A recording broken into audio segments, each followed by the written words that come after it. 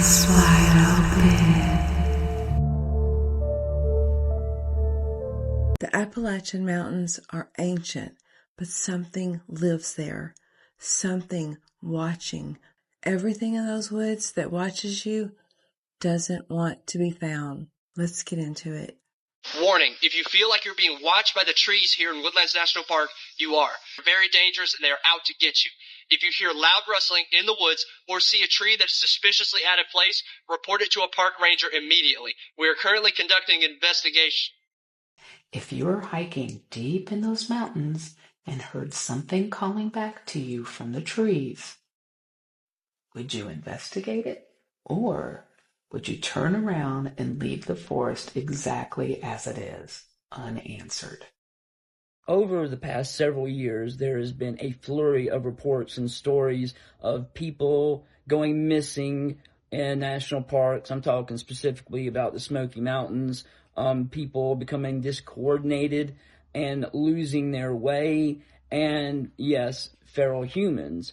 But the rest of the world is just finding out what people that grew up in that area have always known since David Paulides came out with Missing 411. But I'm going to tell you firsthand what it was like, becoming lost in these mountains, what I've seen, what I've heard, and yes, feral humans. So when people find out about me, see me, hear about me, it's usually about a guy that spent years being homeless out in Los Angeles and hoboing around the country. But the majority of my life, where I was born and raised, was the Appalachian Mountains. My dad would take us into the park, Smoky Mountains National Park, all the time, about 2-3 times every year growing up. And he would take us, me, far off trail. And yes, Smoky Mountains National Park is over 523,000 acres. 523,000 acres of land. You can go off trail and walk for months without ever seeing someone else's civilization. More likely, you're never going to walk out again. And there's different, degrees of what you would call feral. There are people like them that live far off, but they come into town and people know them. There are people that we know are there and rarely will see in town once in a while. There are people that live way off in the mountains that we know are there and we never see them. Just people report seeing them, going out to the woods. And even farther back, you will come upon houses out of nowhere. I mean, in the middle of nowhere. I don't know how they got there. And even further back, you will run into log cabins, not how you're thinking of. I mean, they look a lot different, more crudely made. And if you do, I would turn around and walk away. If you see someone out in those woods that freaks you out, I would just wave and walk away. Now, I'm talking about these families have been in this area, in whatever pocket. I mean, they're all the way up the Appalachian Mountains. It's not just in the Smoky Mountains. But these people have lived back there since before the Civil War and probably before the Revolutionary War. They stay there, and that's where they live. Now, as far as real feral, like they don't live in a house. They wear animal skins. Now, I have walked throughout the woods and the mountains and just run into people. I've seen them. They saw me and they went away. They went back into the woods. I've seen people wave at me and tell me to come there. I didn't like the smile on their face. I just waved back and went back the other way like I suggest people doing. Now, I have walked through these mountains my entire life. There's only one time I got lost. And weirdly, it was right by my parents' house, which is only like 30 minutes outside of Birmingham, which is a pretty big city. They live, out into, a little bit out into this pocket of mountains. They're really more the foothills of the Appalachians. It was very strange. So I shouldn't have got lost because everything was laid out. right where I knew everything was. And I've gone way out into the Smoky Mountains and had no trouble. So I was right by my parents. They lived at the end of a housing division, and I just went up to this. They lived right in by the woods. So I went up into the woods. I knew where my bearings were. I was walking up the mountain, and there's a tortoise walking right beside me. This little guy was hoofing it. Now, a tortoise in the woods is not strange. This guy gave me the willies for some reason. I kept walking, and the sun was coming down through the trees. It looked so pretty, like a fairy tale. I kept going, and as I got towards the top of this mountain hill, a huge buck, like a 12-pointer, and he reared up like a horse when he saw me. Now, you see them do that on nature films, but in real life, usually bucks, deer, they just go away, or they freeze when they see you. I've never seen one buck up just like that by himself. And when I got to the top, there's a trail. I don't know where it came from, why it was there, because there's nothing up there. I knew I didn't want to follow it. So I decided to go right back down, and I did. But I kept walking, and I never got to where there were markers around trees, like little red ones. I couldn't find them anymore. I kept going for hours. It didn't take me very long to realize that I was going through what so many people have talked about. I didn't know where I was, even though I could hear cars. And I knew I was going right. I just turned right back around and started walking down. But I was getting nowhere. I just kept walking, and I was having to deal with the really real possibility that I was going to spend the night in these woods. Now, I've done that plenty of times, but I knew I didn't want to do that. I heard too many stories about this. So instead of freaking out and running, I just kept walking. I walked and I stopped every 50 yards. I looked around. You got to keep your head. And eventually, hours later, I came out half a mile from my parents on the other side of the housing development. I've never gone back up in there. I don't think the same thing would happen. But we hear tales of this all the time. There's a Blackberry Mountain, the Bennington Triangle. People become discombobulated and discoordinated, and they get lost. Native Americans have told stories of people getting lost and rocks eating people, never to be seen again. And if you look at Missing 411, people disappear in boulder fields all the time. Now, what's going on exactly, I can't tell you. There's a lot of different ideas. I have never seen Bigfoot. Doesn't mean that they couldn't exist, but I have never seen them. But I have gone out to the Smoky Mountains, and I have seen people with my own eyes out there. And sometimes they're far away, and as soon as they see you, they go. And I've had people try to beckon me towards them with a big smile and a wave. That's very southern. Doesn't mean they were bad people, but if you're out in the middle of nowhere, in the Smoky Mountains, anywhere along the Appalachian Mountains, and you run into somebody with a big smile and a wave, I would not. I would wave back, smile back, and I would turn around and go. If you want to stay safe. And you should stay safe. If you go out into these mountains, take a friend. Don't leave them. This is what always happens. Inclement weather comes in, people get split up, they get lost. Take a weapon if you need to. Just go prepared. Don't go expecting trouble. Just go prepared and stay safe. So I'm still about 1.5 miles in the woods. There was a large something or other on the trail about 50 yards in front of me, and it scurried off, but it made a sound that I've never heard an animal make before. I did see some bear scat on the way in, so might be time to transition the pistol from the bag to the pocket. Didn't sound like a bear. It's through the trees that way. Isn't this a level in Silent Hill or Resident Evil where zombie dogs are coming after you and you've got limited ammo and it's night, you can't see them until they're right up on you? Little do they know I've got silver tip hollow points. My flashlight keeps reflecting off my eyes in the middle of the trees, and they are not the height of deer. And I know I'm not supposed to just start shooting in the woods. That's probably... You know what? I feel a lot safer now. The government made me feel safe. 'Cause I am in a safety zone. Nothing bad can happen.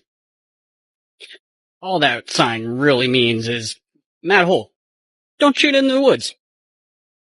Just don't do it. So growing up in East Tennessee, we always heard these scary myths about our national parks that talk about a group of people who live deep in the mountains, the Smoky Mountains, essentially, the Appalachian Mountains, who are essentially feral, completely disconnected from society, and are known to do some pretty terrible things to people. I decided that I was going to go out in search for these individuals living deep in their national parks. And as I'm way out on the trail, I look down, and in the mud I find these bear footprints, not like bears in the animal, but bear as in bear human footprints in a location where they shouldn't be. And then I noticed something kind of moving around in the woods, and then this just guttural sound comes out of the brush, scares the living crap out of me. Here's what happened. Tell me what you think. I mean, there's no doubt that's a human footprint.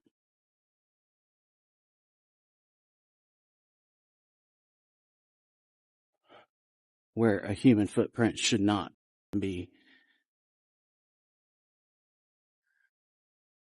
I've got movement over here. On the top of that hill, there's another tunnel, and I just watched one of them go into it. You see that? There's a black hole. Like, where is it? Right there. And I just saw a freaking figure running and go into it. I tried to get my camera up, but by the time I did, he was already in the freaking tunnel. So something's going on here. All right, we're still discussing the very frightening and disturbing possibility that pockets of feral people still exist in deep wilderness areas up and down the Appalachian Mountains and foothills. I'm just going to discuss everything in general again and talk about why it's possible, and I'll tell you about an experience that I had. I don't mean to suggest that the phenomena of feral people is endemic just to Appalachia, the American South, as though I'm making fun of somebody or saying that people, mountain people or southern people, are more likely to become feral. That's ridiculous. That's nonsense. That's all I'll say about that. I'm not going to make fun of my own people. I'm a curious person. I'm a researcher and an investigator, and this subject caught my attention, and I started wanting some answers. The phenomenon of feral people is worldwide, and reports and discussion of feral people go back into antiquity. Now, these areas that has this concentration of reports, they all have something in common. Vast areas of uninhabited wildernesses of some type or another. Appalachian Mountains, Appalachian foothills, absolutely the case. Vast wilderness. Most of Appalachia is still wilderness. And I go on record with great confidence as saying there's parts of Appalachia where no man or woman has ever stepped. You could hide a herd of woolly mammoths out there for all we know. I'm not suggesting that. That's hyperbole. But you could have woolly mammoths out there and they might never be detected. In other words, there's no telling what's hidden in this vast wilderness that we don't know about yet. And we certainly don't know everything that we think we know. The Appalachian Mountains run for 2,000 miles, for crying out loud. So you look at everything and you boil it down to its simplest form. There are more than just a few reports. And these reports, this isn't a recent thing. They go back more than 100 years. The Appalachian wilderness itself is more than capable of sustaining these pockets of feral people. The available building materials in the Appalachian hardwood forest is great, and a primitive people would know how to make shelter out of these materials to get away from the elements. Then you factor in that there's vast cave systems, and also dotted on the landscape up and down the mountains and foothills are these abandoned homesteads, barns. There's way out in the middle of nowhere. I've run across them. The available food in the Appalachian Mountains and foothills. The diversity of animal life is great and plentiful, and also there's the plants.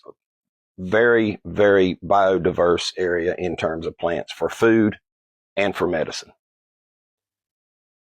But it's the disappearances that propel me more than anything else. There's some famous cases. One of these cases is the very tragic case of Dennis Lloyd Martin, a little 6-year-old boy who in June of 1969, while in the Great Smoky Mountains, he just vanished while within yards of his family. Some odd things about that case, but one of the things that gets my attention the most is the fact that from the highest levels of government, the Special Forces out of Fort Bragg, North Carolina, was ordered to the Great Smoky Mountains to look for this little boy. The Green Berets got there and they informed the authorities and they informed the people running the searches. They said, we won't be a part of you. We've hired a couple of guides. We're going out by ourselves. And it is said that they did in fact encounter feral people, and it is also said that they killed some feral people. And I tend to believe that. That's certainly not the kind of thing that our government is going to admit to, obviously, but that's well within reason to believe that.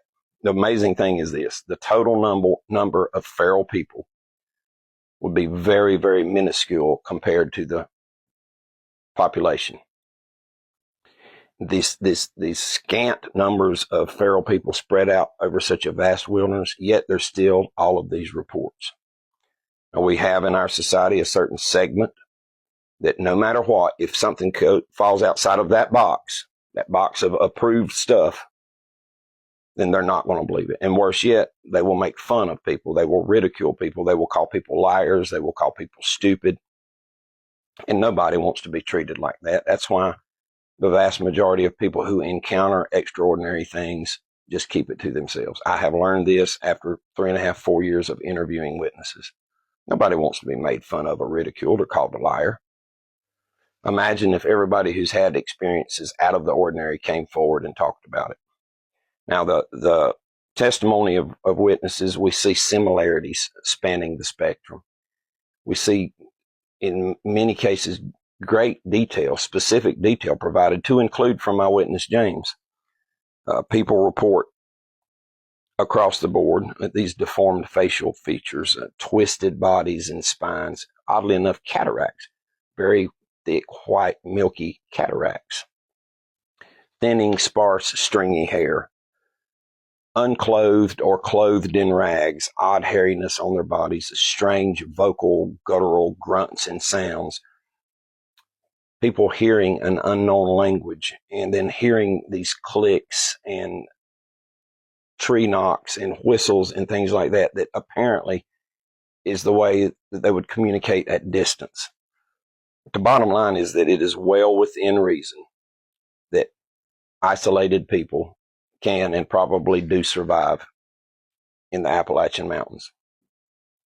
Now, on to my experience. In May of 2021, I was invited to western Rutherford County to investigate a cave, this small cave. Now, this cave had been revealed after a controlled burn. There was a lot of foliage there. I believe they said there were some rhododendron bushes very thick. The controlled burn burned all that away, and there was the cave. So I, along with a group of people, went to explore it. Now, on the way there, after it was in the wilderness, we got very lucky. We discovered a single track. Now, you have to keep in mind, on the forest floor of the Appalachian hardwood belt, it's very difficult to find a track, much less a track with detail, due to the leaf litter and the debris and the weather. But we got very lucky and we found a single track. Now, the maker of this track had apparently stepped over a log, barefooted, stepped over a log, and there was a giant patch of what's called ground cedar. It's a spreading ground cover. But as they stepped over the log, they slipped. And at the terminus of that slippage, they left an absolutely beautiful track. 8.5 inches long, definitely human. But two odd things about the track. The toes were splayed like this. Our feet, because we wear shoes, our toes are like this. Their toes were splayed. But more importantly, that track, this person was completely and overtly flat-footed and compared to the length, an extraordinary width to the track. After doing some research and talking to some people in the know, that's a sign of a person who has went their whole life walking barefooted. Now, what regular person out of our society would be walking around the forest in the middle of nowhere in the Appalachians without shoes on? Our modern, tender, vulnerable feet could never do that.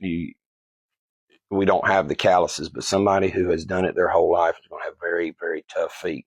So we have to explain this track. Now, the cave itself, the entrance in and out, there was great wear. It was obviously made by flat-footedness.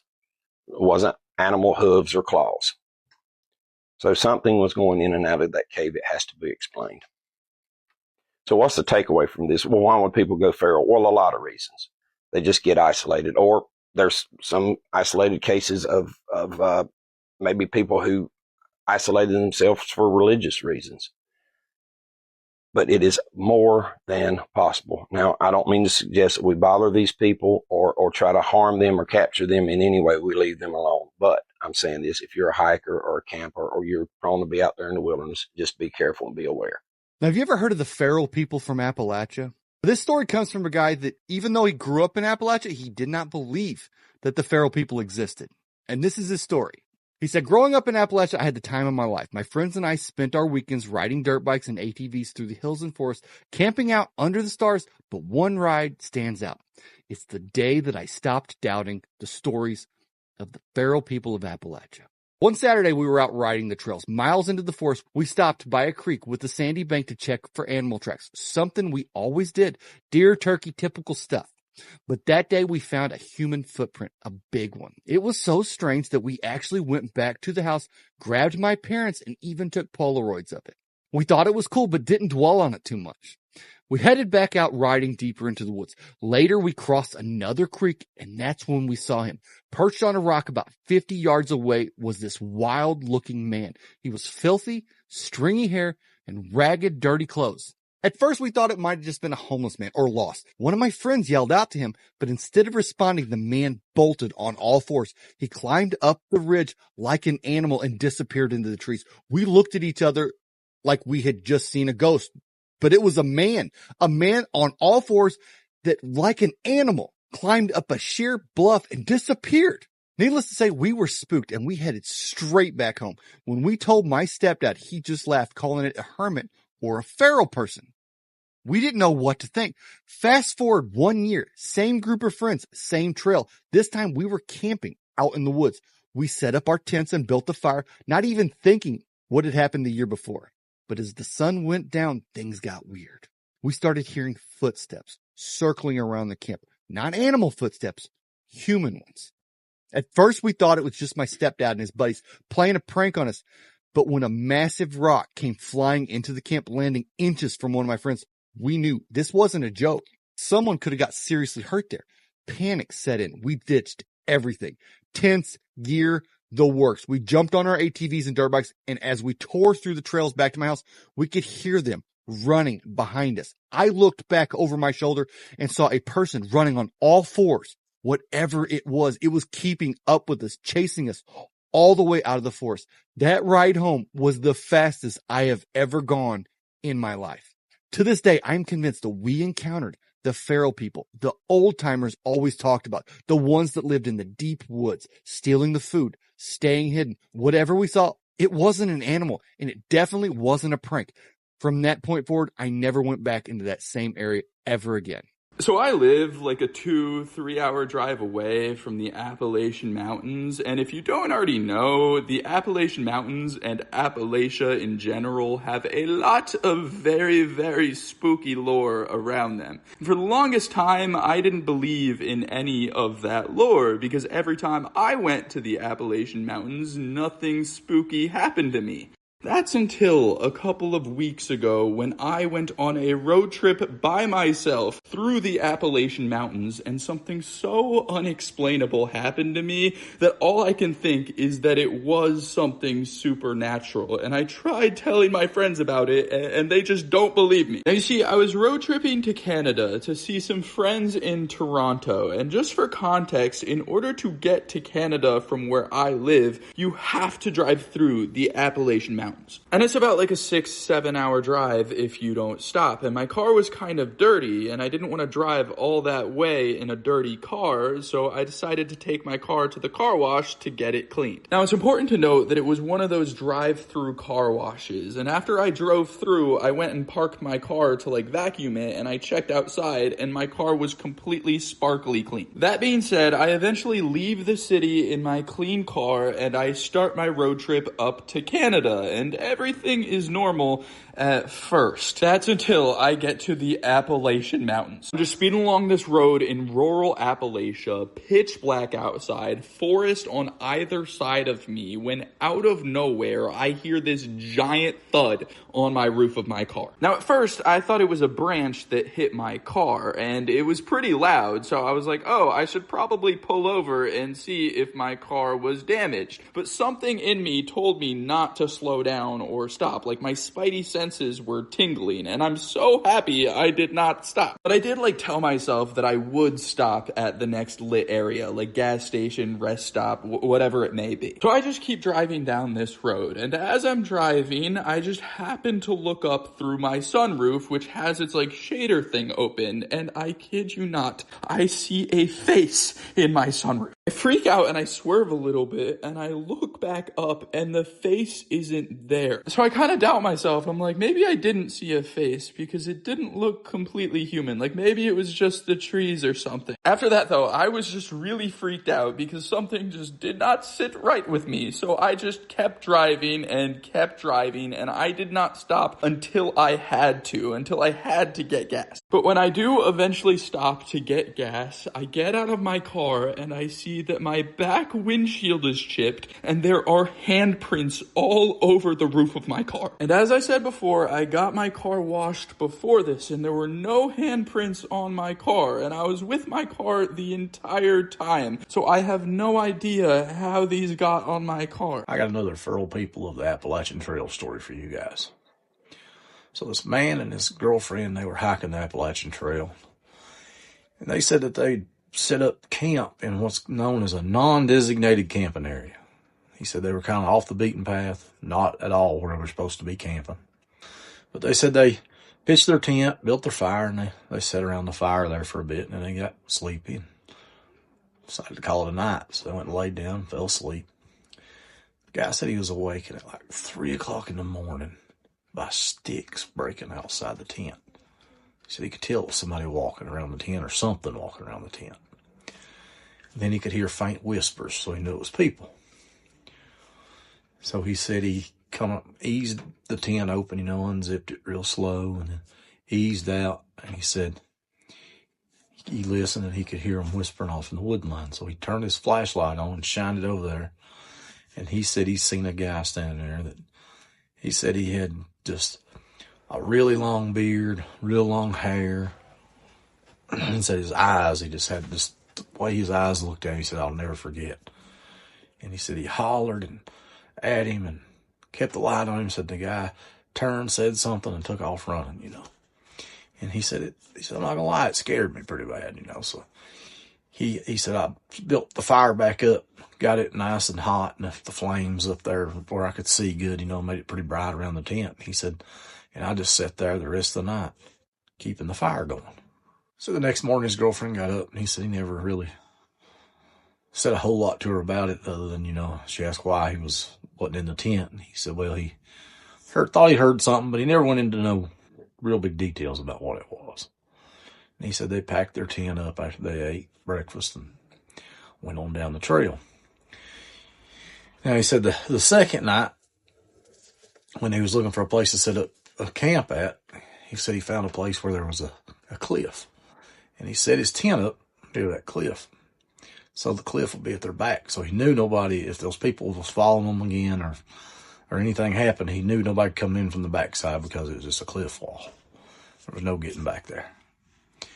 And he said, sure enough, they built a fire, sat around it, got tired, went to bed. And he heard it again. And he said, this time he come out of the tent, light shining, and he could see 3 or 4 people, looked just like the other. Long beard, long hair, acting plumb wild, running around, but hiding behind trees. And he said, this time he woke his girlfriend up. He said, pack up, we're getting out of here. And it hurried up, packed up tent, and he said they took off and hiked till they got to where they knew the trail come out on the road, and they took that and got out on the road and never looked back. And he said, I've never been on the Appalachian Trail since then, and I'm never going back. I've been running for 2 hours. My lungs, they're burning like I swallowed broken glass, and my legs, they aren't even mine anymore. A sharp intake of breath, a stumble, the sound of fabric catching on briars.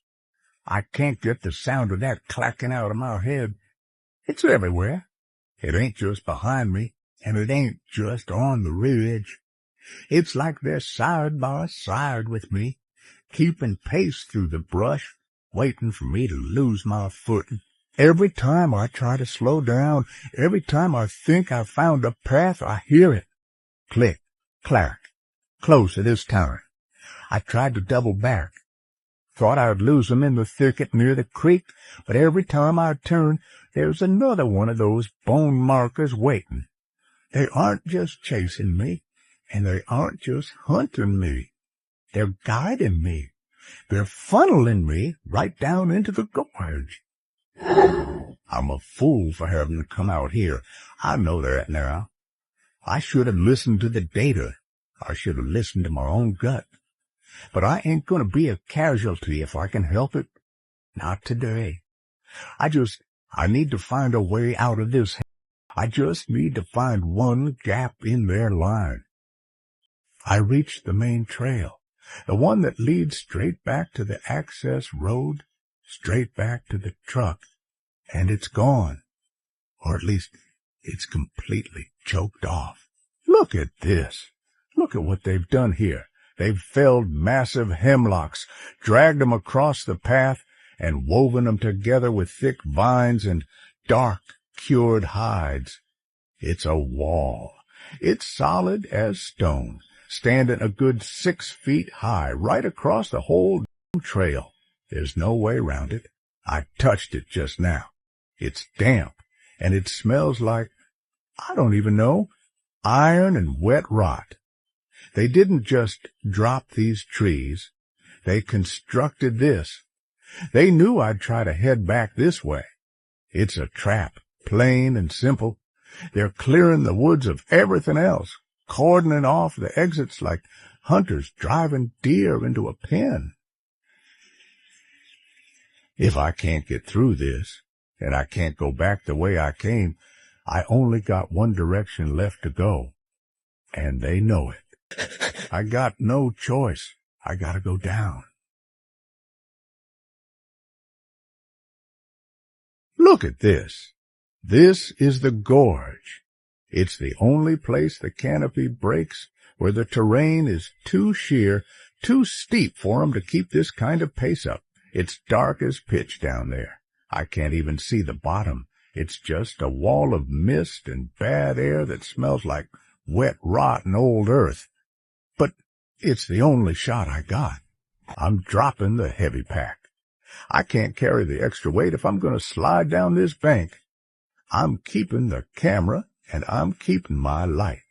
But everything else stays right here. God, it's straight down. I'm going to have to slide blind. If you're watching this and you're anywhere near the state line, stay away from these woods.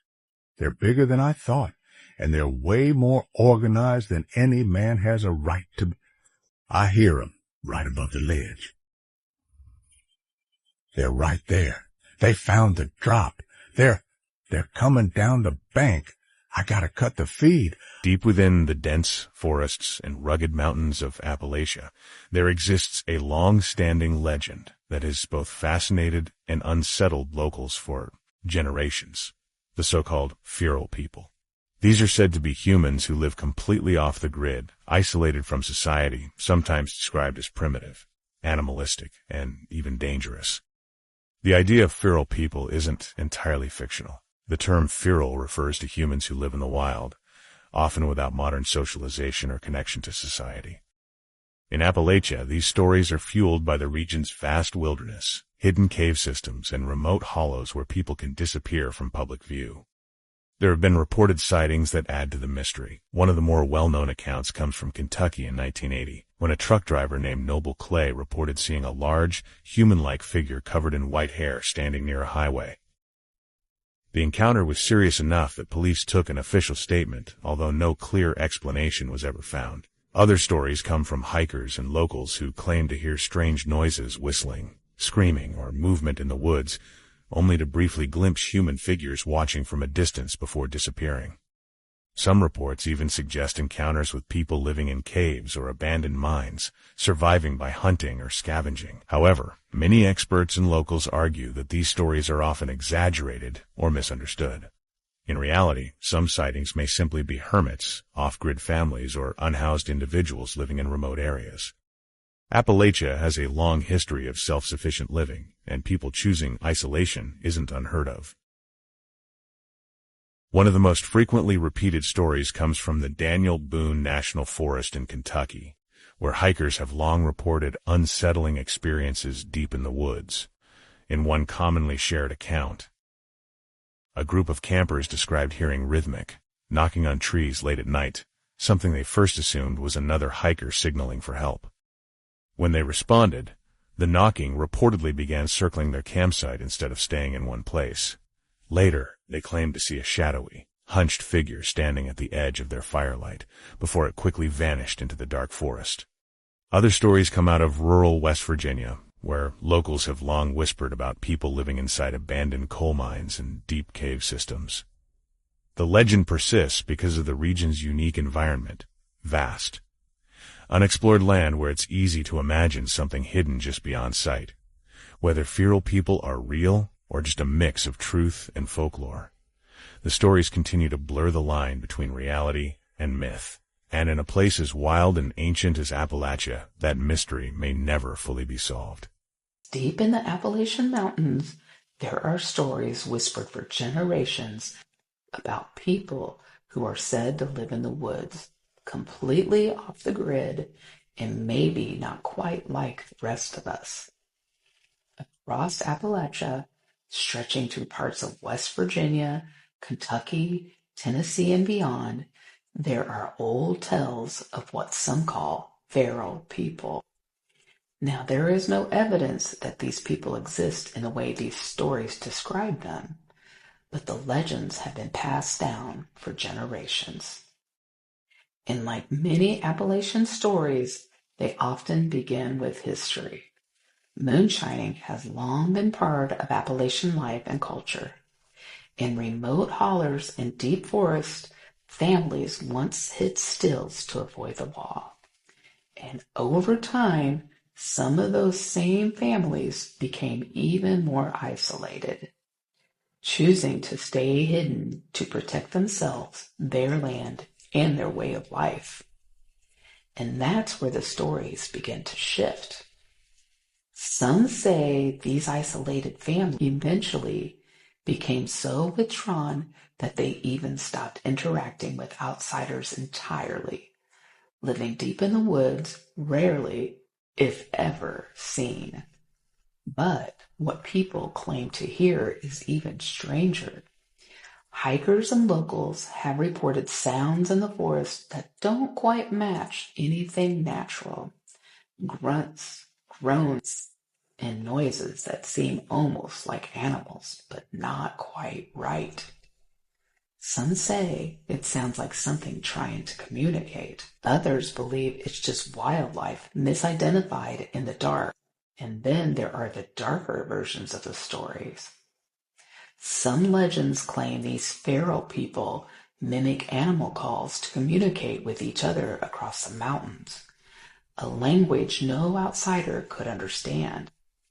And in folklore circles, some even connect these stories to mimics, cryptid-like beings said to imitate voices, animals, and sounds in the woods to lure or confuse travelers. But here's the truth, is that Appalachia is vast, heavily forested, and home to people who value privacy and independence more than anything else. So, is this story about hidden people in the woods? Or is it about how easily the unknown becomes something frightening when it's left in the dark too long? This is a story I heard from a trucker who used to drive out on the East Coast. Now, he got a job to haul a load once a month to a remote spot in the Appalachian Mountains in North Carolina. And he thought it was really weird because they would basically have him drop this load out in the middle of, like, nowhere. And he had no idea why he was putting this load on the side of the road, but they paid really good money, so he just really didn't care. So for several months, he would drop this load off. He would go up into mountains, and there was a spot right by the woods where he could pull off, and he was told to unload the truck. Well, this one particular night, he's driving there, and he ends up getting behind, so he gets there late, and it's completely dark.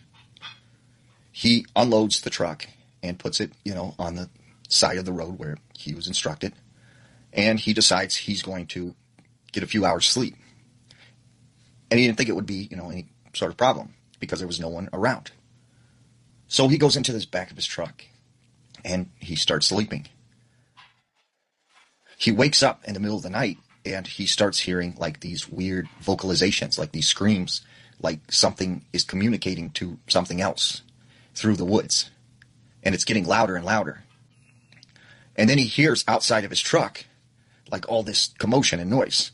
He thinks, this is just some of the wildlife in the area. I'm just going to go back to sleep. So he goes back to sleep for a couple more hours. He wakes up. It's now daylight. And when he goes into the front of his truck and he looks out his window, he sees there are all of these people like hanging up in the trees, like staring at him. And he said, they just all look like they were, inbred or deformed. And they were just up 10 feet, 15 feet up in these trees, just hanging from the trees like monkeys staring at him. And he couldn't figure out what was going on. And they all kind of come down from the trees and start taking the stuff from the load into the woods. And so, he got in his truck right away and started up and just got out of there. And he said he talked to other truckers, and he said these are the feral people, or they call them, the inbreds, who live in the Appalachian Mountains. They don't like to communicate with the outside world, and they get supplies dropped off to them from time to time to survive out in the woods. But the police, no one will bother them. No one even goes near them. The only time they socialize with people is when they get these loads dropped off of goods to sustain them until the next shipment comes. And this one looks like it has a bite out of it. And this one. And there's one over here. Looks like it's holding some water. Huh?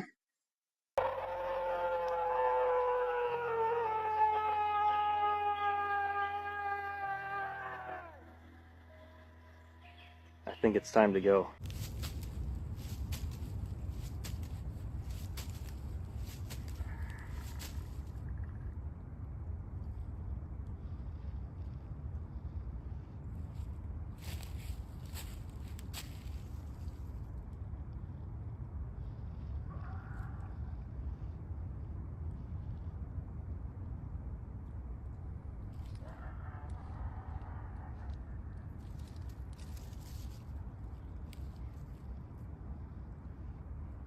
When you're in the Appalachian Mountains, don't look into the trees. Don't follow the sounds. And until next time, stay safe, stay aware, and question everything.